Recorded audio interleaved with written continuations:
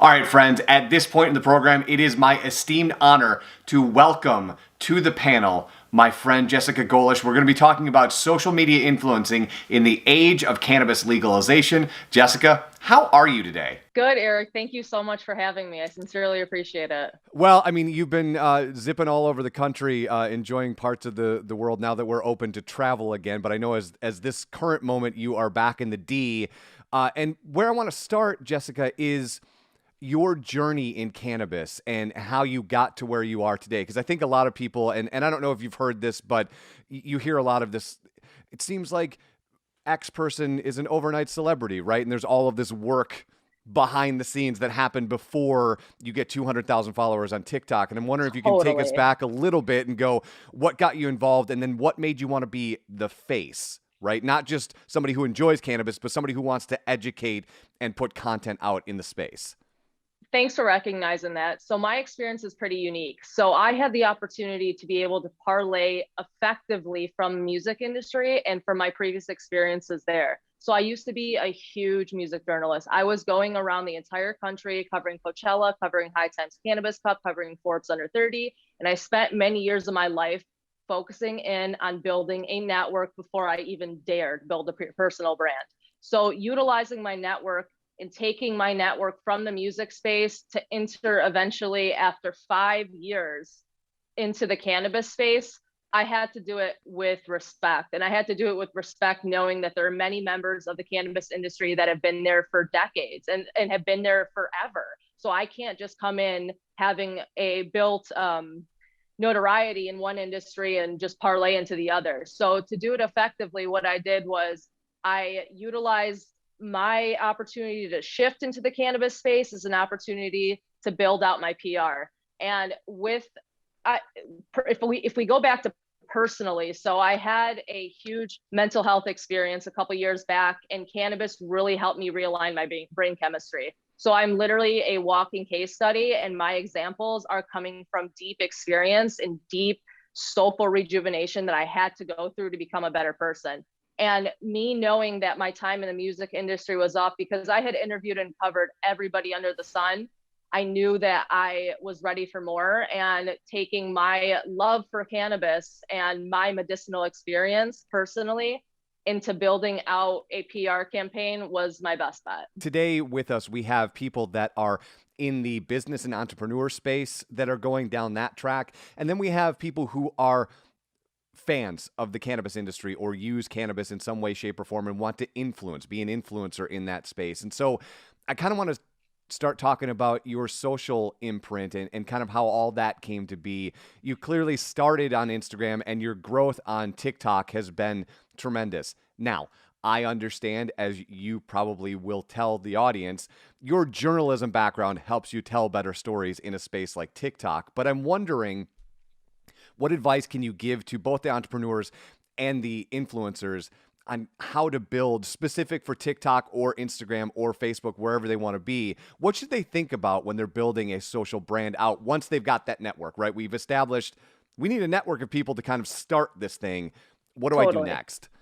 You have to focus on the technical aspects of social media. So recognizing that these algorithms work differently and recognizing how you can kind of trump the algorithms by being knowledgeable of how they operate is what's going to get you ahead.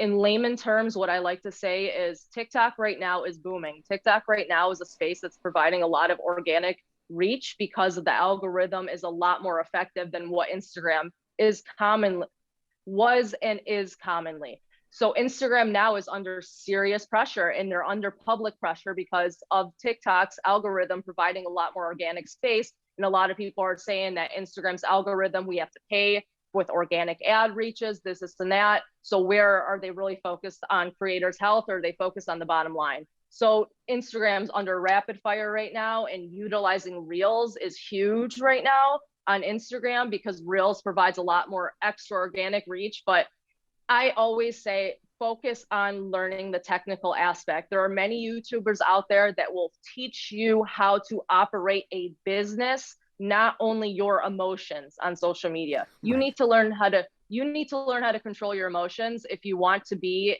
a star on social media, because you're going to get DMs, you're going to get messages, you're going to get a lot of feedback from individuals and keyboard warriors that have their opinions.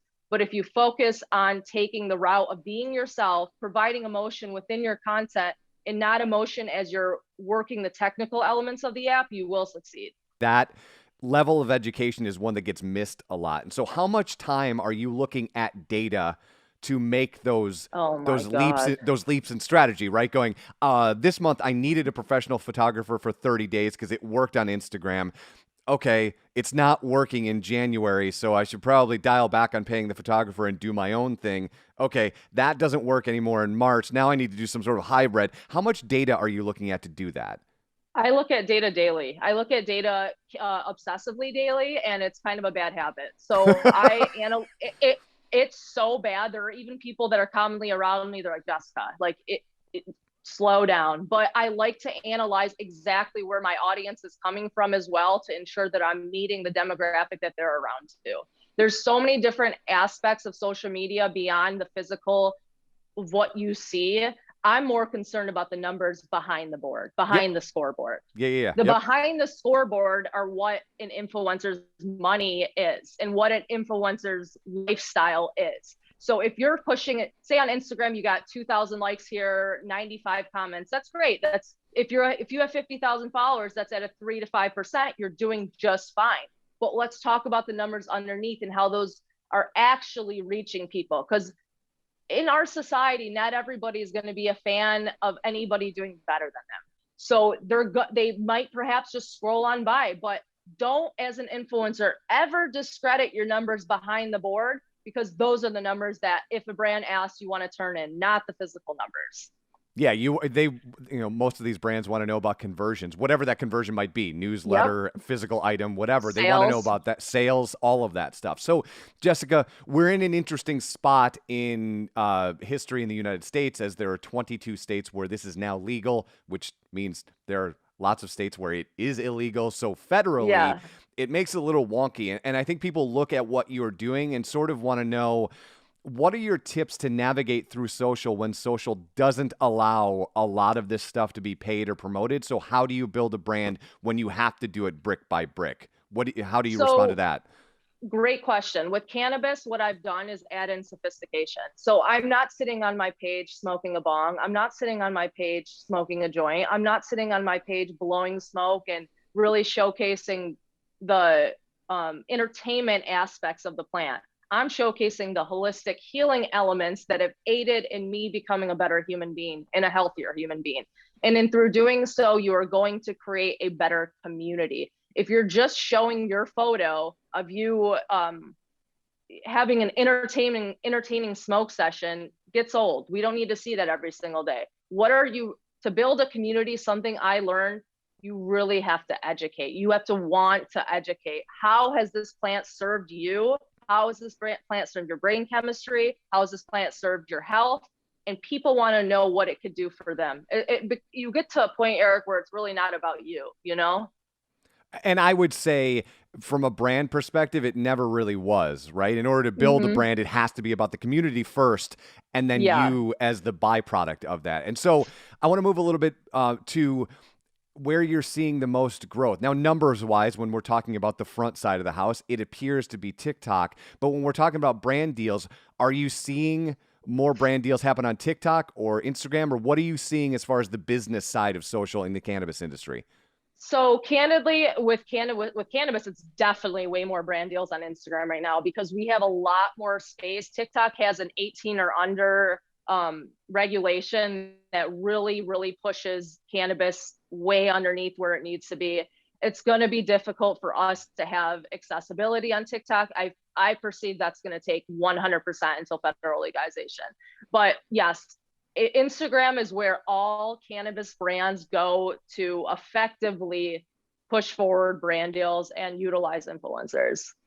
Now, if I could ask for one more ninja-like piece of advice to get those brand deals, do you have any like, what's the one thing that somebody should be working on to get noticed as an influencer for a brand to reach out to them? So I'm going to be very vocal about this. I saved over $10,000, and I sacrificed a lot of my 20s, and I invested into press, and I invested into knowing the next proper route of building a professional, sophisticated personal brand. So I think that that gave me a lot of leverage that you really can't buy. But also, really, if you have a huge community, or even if you have a smaller community and you're willing to give up space for another brand, cannabis brands right now are looking for, you'd be surprised. Like I get what, like 5 to 7 requests a day, I'd say, but these requests are coming from people around the world for so many different elements of cannabis. There's people want to sell product, this and that, and get that showcase, but there are some brands that are literally giving out deals for education. Then there's brands that are actually bunching us all up, which is the smartest decision they can make. Hire 10 to 12 of us, big name cannabis players, put us all in one bunch. You're getting your bang for your buck because we're all going to post that. So you literally just got 12 posts for one. So yep. I think bunching us up is so important for cannabis brands to invest into us educating publicly on their platforms too. Now, if you're getting 5 to 6 brand inquiries a day, do you have a team, or what is the process by which on the influencer side you're deciding which ones to say yes to and which ones to pass on? So I'm very stubborn. I like to say I'm going to Taylor Swift it as far as I can go, if you know what that means. I know you don't know me very well, but I absolutely know what you mean. Okay, yeah. I don't know if that's good or bad. No, yeah. She is one of, like, I say genius. this often when I speak to groups, is that if 3 people write a marketing book, buy every copy. Those 3 people are Taylor Swift, Beyonce, and Ryan Reynolds. So I absolutely know what you're talking about. Ryan Reynolds is definitely one too, but Taylor Swift, yeah, she really was able to navigate not adding as many members to her team to fund her whole life, basically. So I'm really holding off. I've had manager inquiries, I've had agency inquiries, but I am definitely holding off until I absolutely need the help. Gotcha. So the last question I'm going to ask you, I've obviously been following you for a minute or two. I saw you were in La Jolla. I'll have to follow you back. I'm sorry. No. I am not like that at all, so we are totally fine, friend. But I saw that you were in La Jolla, and one of the things that stuck out to me is that you were doing a lot of writing. Can we anticipate a book from you at some point, or what were you writing, friend?